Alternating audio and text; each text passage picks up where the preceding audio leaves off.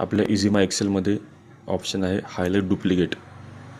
हा ऑप्शन तुम्ही इझीमाय Excel install केल्यानंतर इथे येऊन जातो. हायलाईट डुप्लिकेट, त्याच्या खाली हायलाईट निगेटिव्ह.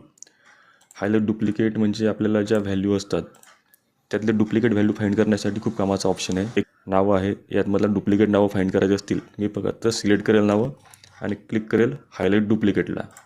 तर प्रत्येक नाव जे आहे ते वेगळ्या कलरमध्ये डुप्लिकेट ॲक्टिवेट होऊन जाईल. हे बघा, प्रत्येक डुप्लिकेटला वेगवेगळा कलर आलेला आहे. आता ह्या ग्रीन कलर पहा आणि हा ग्रीन कलर पहा, म्हणजे सेम कलर सेम नावासाठी डुप्लिकेट होतो. जेवढे नावं डुप्लिकेट असतील त्या प्रत्येकाला वेगळा कलर येतो. आता तुम्ही त्याला असे सॉर्ट पण करू शकता फिल्टर लावून.